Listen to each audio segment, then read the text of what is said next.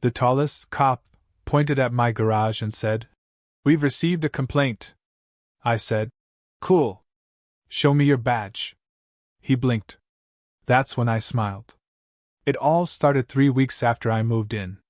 Quiet street, older homes, decent neighbors, if you didn't count the one with the rhinestone visor and laminated clipboard. Karen. She introduced herself by walking straight into my open garage while I was changing the oil on my bike. Didn't knock. Didn't say hello. Just planted her sneakers right between the socket set and the jack stand and said, "That's not allowed here." I didn't even look up. Just muttered, "What's not?" She waved the clipboard like it was a badge. "Garage businesses. This neighborhood doesn't allow oil work, loud machinery, or visible tools." I kept working. "It's my garage. It's an HOA property." "No, ma'am. It's not." Her eyes narrowed. "Excuse me?" I stood up slowly, wiped my hands on a rag, and looked her square in the face. "This street isn't under HOA jurisdiction. It's optional participation. And I opted not to." She actually gasped. Like I just told her I microwaved kittens. "You'll regret that," she snapped, and stomped out like her Skechers were made of law. I figured that was the end of it. I was wrong. A week later, 2 men showed up. One wore what looked like a police-style belt. The other had a vest that said, "Neighborhood Enforcement Unit." Neither had a badge. They parked up the street in a black SUV with no plates on the front and a magnet sticker slapped on the door that read, "Community Safety Division. Real official." I was sanding down a crate near the garage entrance when they approached. The taller one stepped ahead, nodded stiffly, and said, "Sir, we've received a complaint regarding illegal work being conducted on this property." I stood slowly. "And you are?" "Community Enforcement." "Which department?" "Local Code Compliance." "City? County? State?" The shorter one cut in. "We're authorized by the Neighborhood Advisory Board." "Which one?" "Sir, we're just here to verify that this garage is not being used for commercial purposes." I crossed my arms. "Show me your badge." They froze. I repeated it. "Your badge. Identification. Something that says you're not just 2 guys with earpieces from an army surplus store." The taller one shifted uncomfortably. "We don't need badges. We're not police." "Then you don't get to act like them." The shorter one tried to bluff. "We can call for backup." "Please do. While you're at it, I'll call someone too." I turned and walked calmly into the house, pretending to grab my phone, but really I was just letting the front door security camera get a clear, full shot of both their faces. When I came back out, Karen was already halfway down the driveway in full march. She looked pleased. Too pleased. "These gentlemen are here for a reason, Mr. Walker. You can't just ignore HOA rules and turn your garage into a mechanic shop." I pointed at the men. "Karen, these clowns aren't real officers. And you just admitted you sent them. They are authorized." "No. They're impersonating enforcement. They're enforcement volunteers. There's a difference." "No, Karen. The difference is about 5 years in prison. Or 10, if I press federal." Karen's smile twitched. The taller guy started backing toward their SUV. The shorter one tried to keep up the act. "We'll be back with paperwork. I'll be waiting. With the sheriff." That shut them up. Karen turned red like someone had twisted a valve in her neck. "You're making this complicated. I'm only trying to maintain neighborhood standards. I bought this house with cash.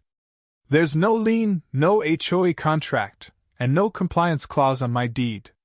You've got no legal authority over this garage, these tools, or my Saturday projects. I'm the HOA president." I raised an eyebrow. "Funny. I checked with the county. There hasn't been a legally elected board here in 5 years." She blinked. I added, "You're not the president of anything. Just a woman with a clipboard and a lot of time." That's when the taller one finally lost his nerve and bolted toward the car. The other scrambled after him. They peeled off, tires squealing. Karen stood in the driveway like someone had pulled her power cord.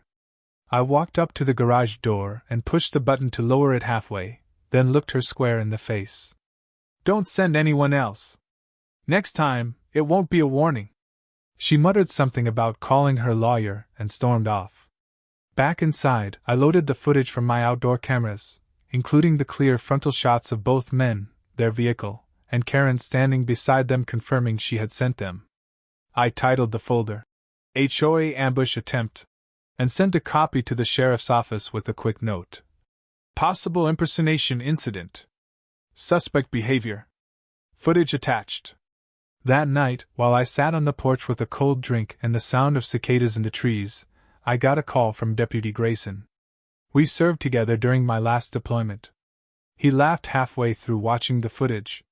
Jake, did she really send fake cops to your house? Look like it. You want me to handle it? Just file the report. Let her dig her own hole. I'm guessing she'll be back. He chuckled. Same old Jake.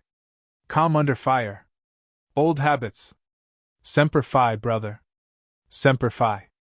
I hung up, leaned back, and watched the sun dip below the tree line. Karen thought I was just some quiet guy with a toolbox. She had no idea the quiet was the loudest warning she was ever going to get. By the time the real sheriff's cruiser rolled up to the curb the next morning, Karen had already started damage control. She was in full campaign mode, pacing around her front yard with a Bluetooth earpiece in one ear and a stack of files in her hand like she was preparing to argue a Supreme Court case. She didn't look over when the deputy stepped out, but she definitely noticed.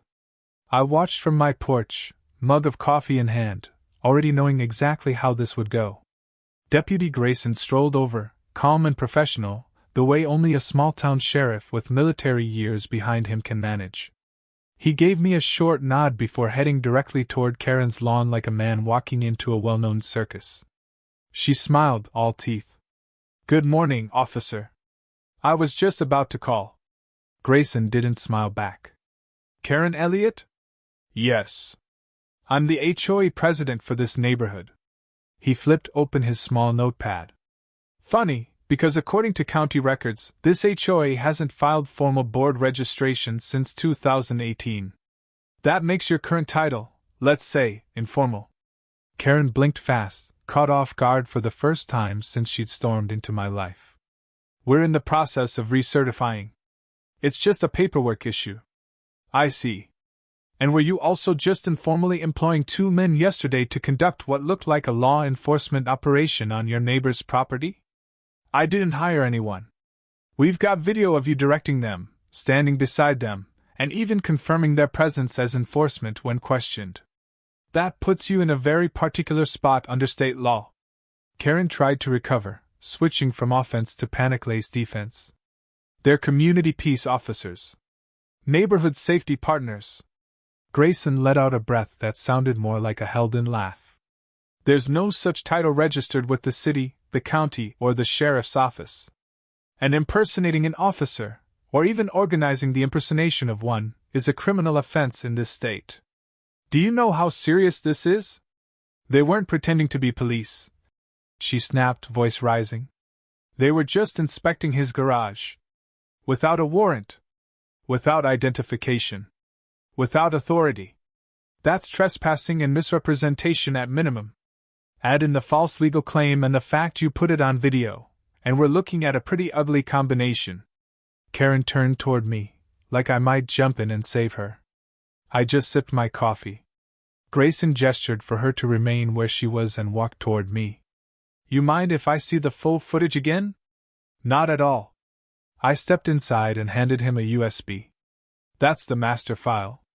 Multiple angles. Audio's clean. He gave a small nod. You handled it smooth, Jake.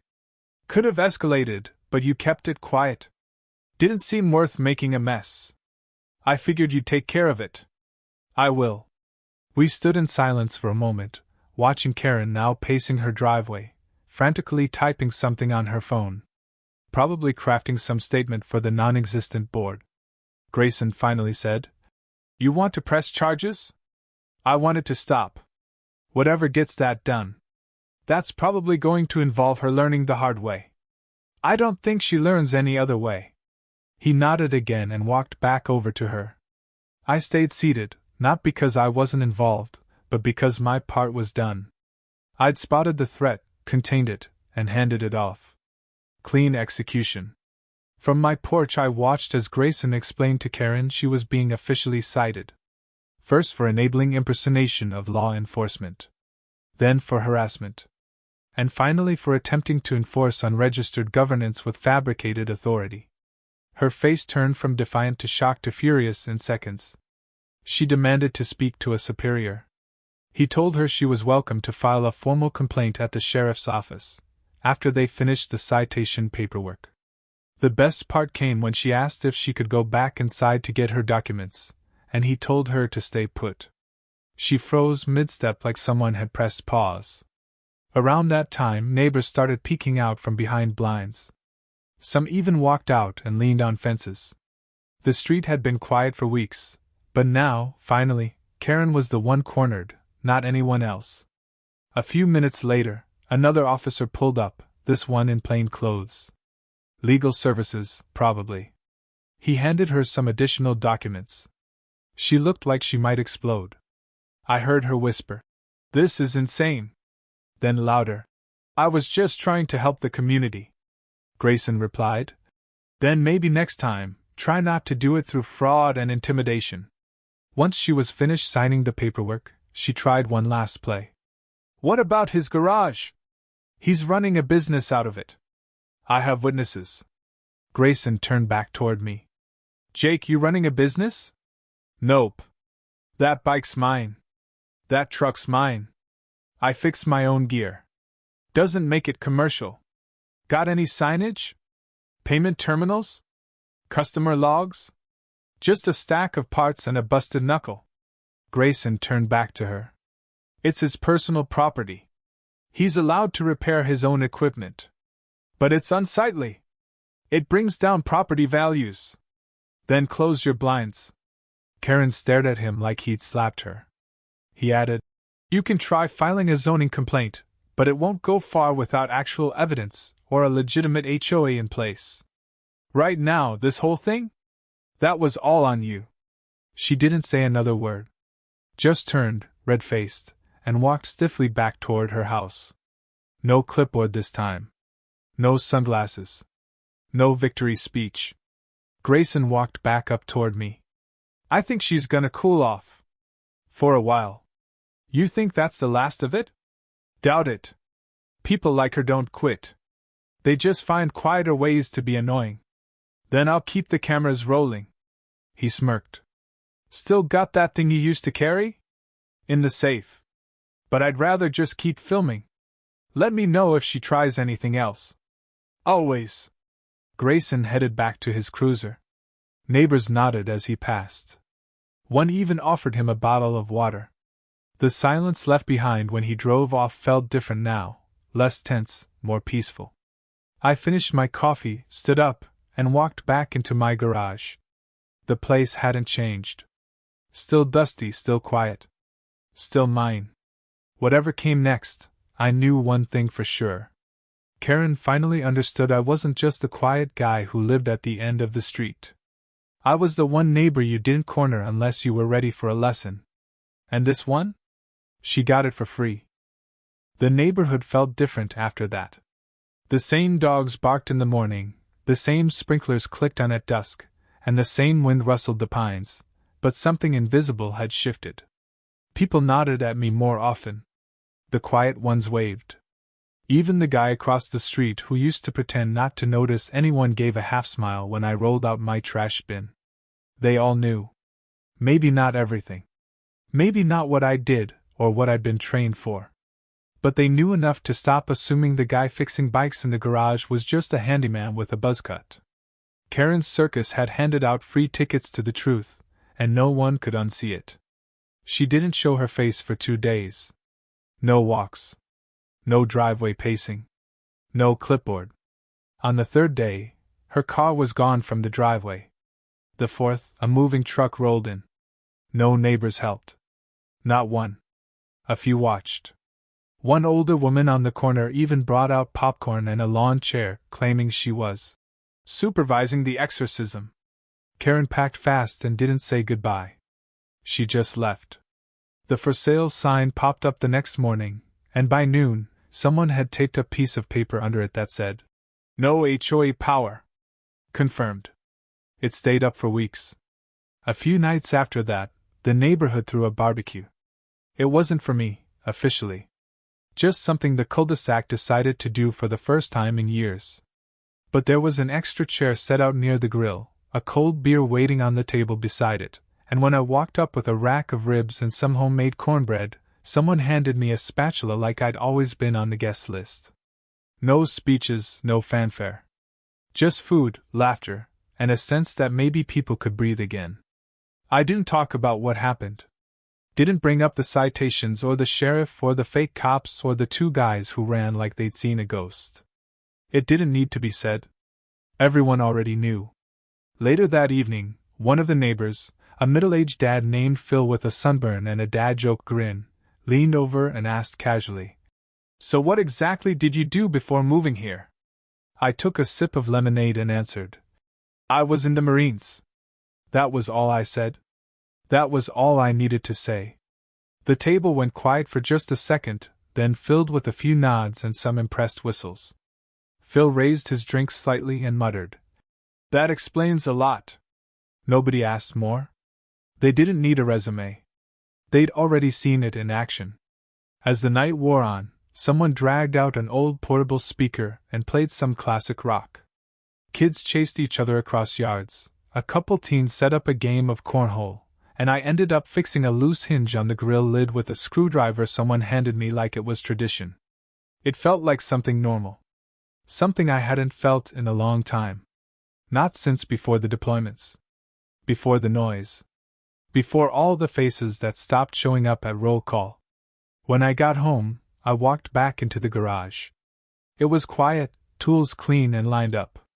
The bike I'd been working on gleamed under the single hanging light. I reached up and straightened the small framed flag that hung above the workbench. The one that had come back folded, pressed against my chest in silence at a funeral I never wanted to attend. I didn't do any work that night. Just stood there and took it all in. The garage wasn't just a garage. It was my ground. My stillness. My reason for not breaking when people like Karen tried to push. The next week, I noticed something odd on my security feed. A car I didn't recognize idling at the edge of the street just before sunrise. No plates again. Tinted windows. But this time, no one got out. It stayed for 4 minutes, and then rolled off. I saved the footage and sent it to Grayson with a message. "Might be nothing. But I don't believe in coincidences." His reply came fast. "Running the plates. I'll swing by tomorrow." He didn't need to say more.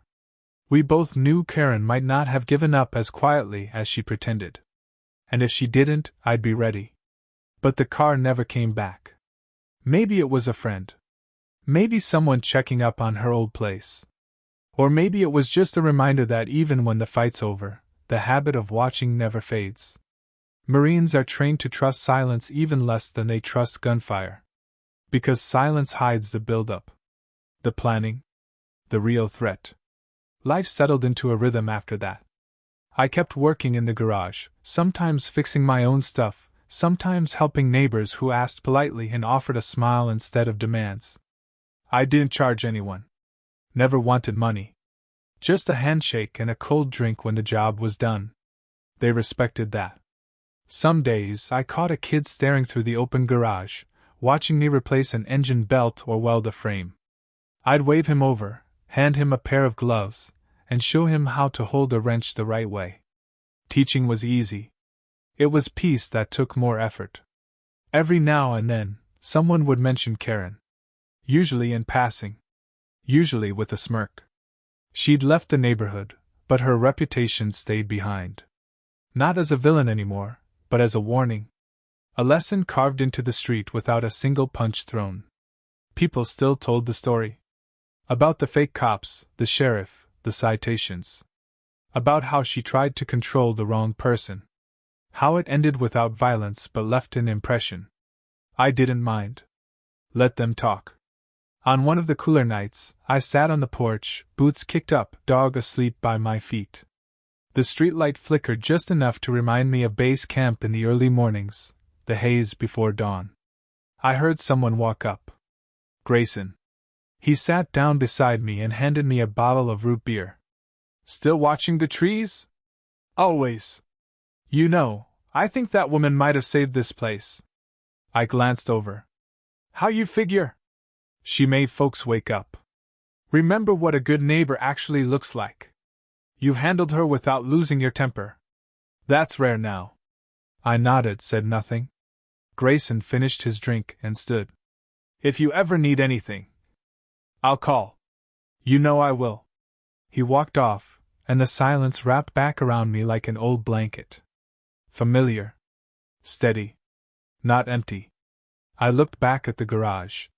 The lights were off. The door closed. Inside, my tools were ready.